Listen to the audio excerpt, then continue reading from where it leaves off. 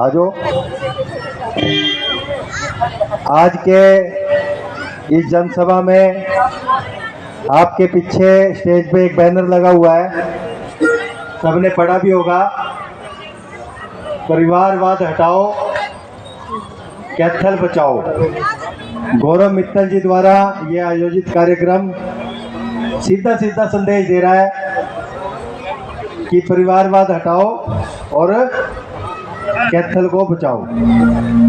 सभी के समझ भी आ रही होगी ये वर्डिंग भाई क्यों लिखी है। फोरम में चेयरमैन प्रतिनिधि कृष्ण बंसल जी, ब्राह्मण सभा के प्रधान बड़े भाई विक्की शर्मा, विनोद सिंगला जी, मंडी के पूर्व प्रधान कृष्ण बंसल जी, कृष्ण मित्तल जी, मैं हर बार बंसल ही कह देता हूं इनको, पार्षद रोहन मित्तल जी, पूर्व में युवा के जिलाध्यक्ष रहे भाई मोहित राठी जी, गोयल जी, अशोक सिंगला जी उर्फ लंबू,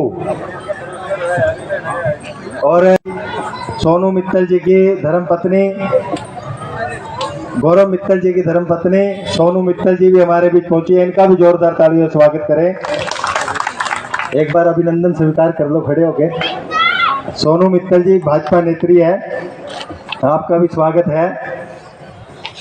सुशीला शर्मा जी शहरी मंडल में, सीमा कोई नहीं, पूनम और अक्षरा जी,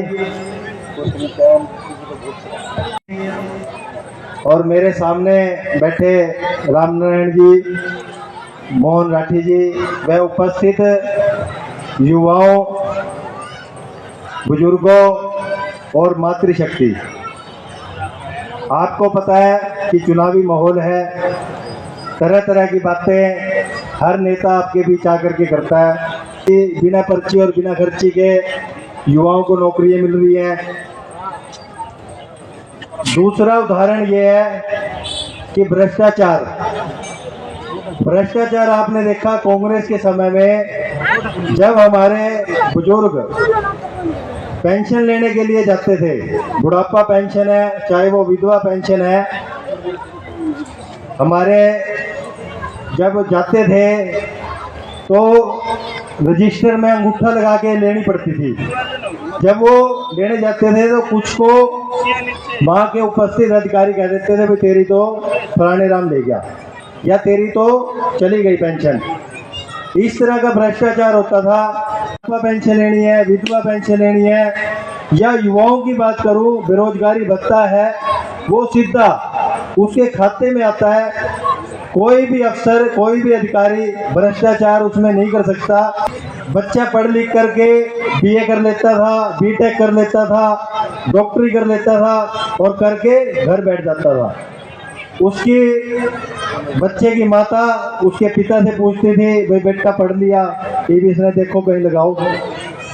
बेटे के डर से पिता के माथे में झुर्रियाँ पड़ जाती थी, टेंशन में पड़ जाता था, पढ़ तो लिया ही मैं लगाऊं कहाँ इन्हें, क्योंकि रणदीप सुरजेवाला मंत्री होता था और सीधा उससे मिलने के लिए असंभव था। पॉइंटों को पकड़ना पड़ता था जो रणदीप तक पहुंचाएंगे हमें।